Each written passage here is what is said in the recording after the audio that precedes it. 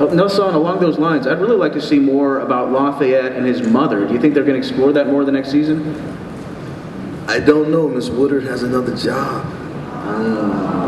She has another job with another television show. Is that Three Rivers? No, that's Memphis Beat. Oh, okay. In which she's a strong leading regular. Wow. She was supposed to be in more of this season, but unfortunately, Memphis Beat doesn't want to share her. So I don't know if I can convince her to quit her other job. You must. Maybe I can bump somebody off. All right, next question.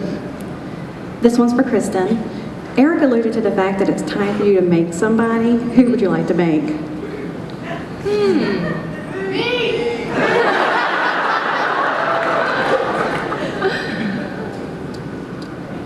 I don't know.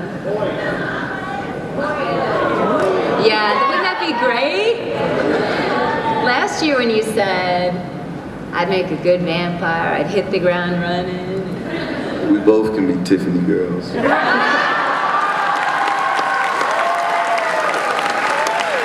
have a question.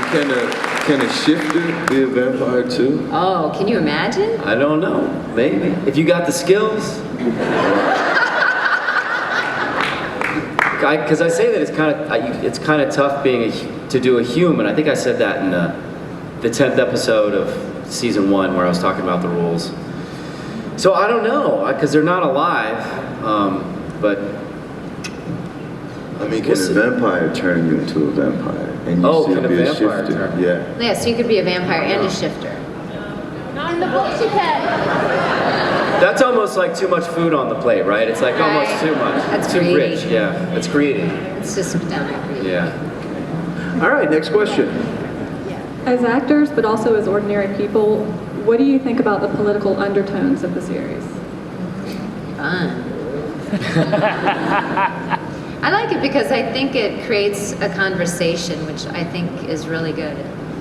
So and also, I don't know how much, if it's really changing anything or changing our viewpoints, which would be nice, but it certainly gives the show a depth, where you can watch it again and again and see new things, and it really makes it so layered and brilliant. I'm a couple episodes behind, but Dennis O'Hare's viewpoint, the King's viewpoint on Earth, is actually arguably correct.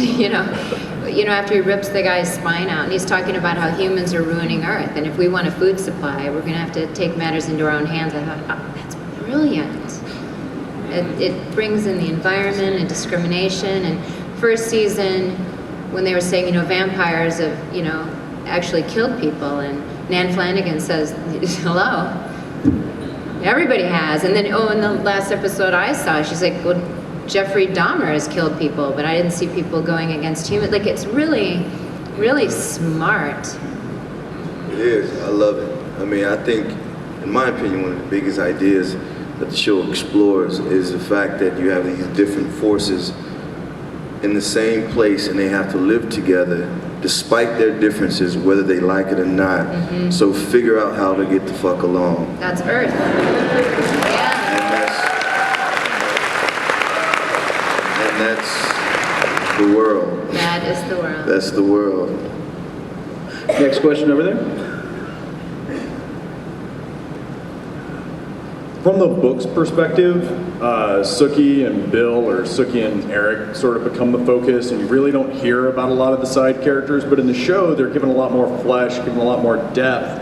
How do you feel about, as the actors playing these characters, almost being more interesting than the quote-unquote main characters?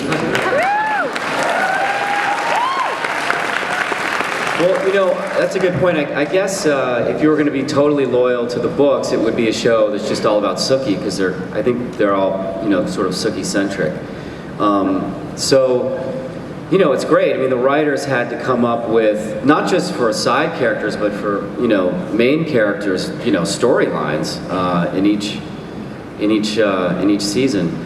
And I was, you know, I was really concerned because I remember the book 2, Sookie went off, and it was the first time we'd really had Sookie out of town, and she is the central character. So I was really concerned about, you know, what am I going to be doing at the bar, you know, and what's going to be happening in Bon Temps. I hope there's some stuff happening.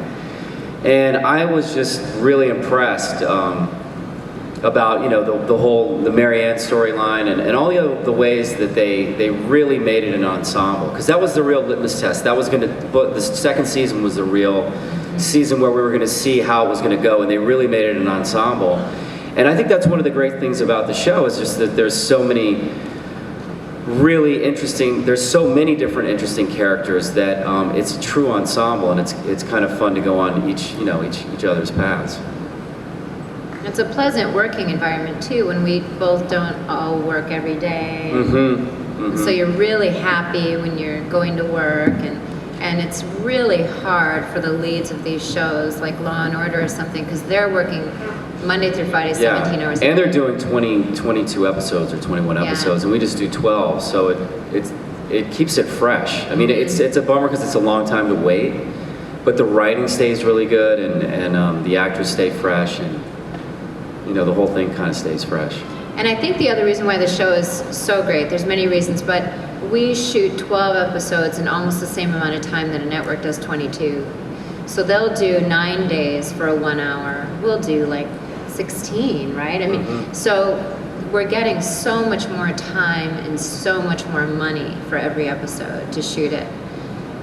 Yeah, I mean, just having the time to light something well takes a good bit of time, and if you're, you know, even a show, you know, a lot of really popular shows out there like Mad Men or like, you know, a lot of other shows, they only have like even less, like 7 or 8 days, and they have to just kind of crank. And Mad Men's a great show, but a lot of shows really have to crank it out, and they just have to turn the lights around quick, and they can't get you know, they can't be moody, and it becomes less artistic when you don't have the time.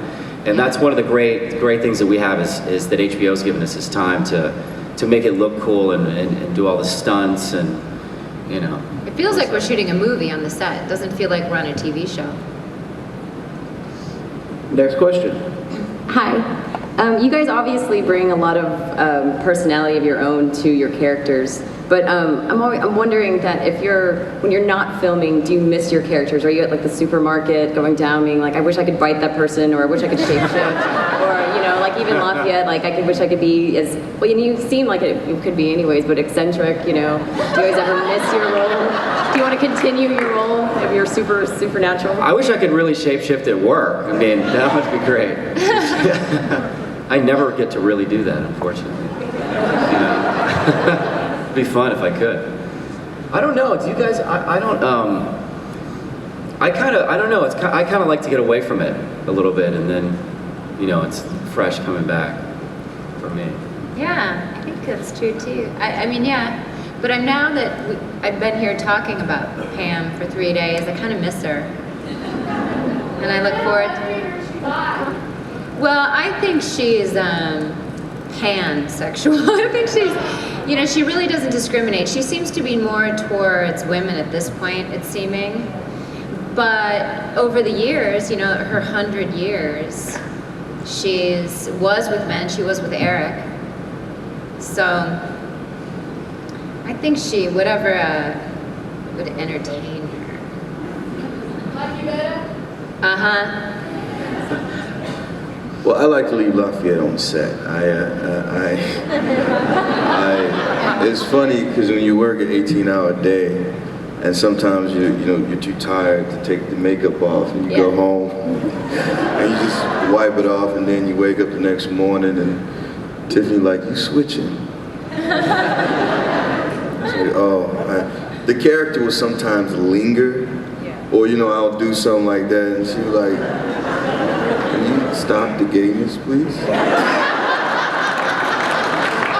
like, oh, I'm sorry. This